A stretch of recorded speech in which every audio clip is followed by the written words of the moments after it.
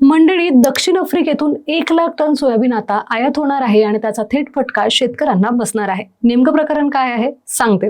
राज्यातील सोयाबीन उत्पादकांच्या दृष्टीने एक महत्त्वाची बातमी आता समोर आली आहे. दक्षिण आफ्रिकेतून मोठ्या प्रमाणावर सोयाबीन आयात करण्यात येणार असल्याचं सांगितलं जात आहे. 1 लाख टन सोयाबीन मराठवाड्यात आयात करण्याचा सौदा पूर्ण झाल्याची माहिती आता समोर आली आहे. त्यामुळे हा निर्णय राज्यातील शेतकऱ्यांची चिंता वाढवणारा आहे असं म्हणायला हरकत नाही. कारण सोयाबीन आयात केल्यामुळे राज्यातील सोयाबीनचे दर घसरण्याची शक्यता निर्माण झाली आहे.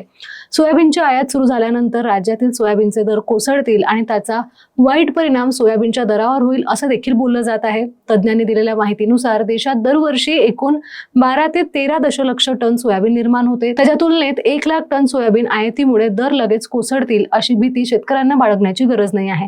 तर मंडळी, सोयाबीनची लागवड मराठवाडा आणि विदर्भात मोठ्या प्रमाणात केली जाते. राज्यातील बहुतांश शेतकऱ्यांचं अर्थकारण हे सोयाबीन या पिकावर अवलंबून आहे. तुम्हाला या विषयाबद्दल काय वाटतं आम्हाला कमेंट बॉक्समध्ये नक्की सांगा आणि व्हिडिओ आवडला असेल तर महाराष्ट्र जागरणला फॉलो, शेअर आणि सबस्क्राईब करायला मात्र विसरू नका.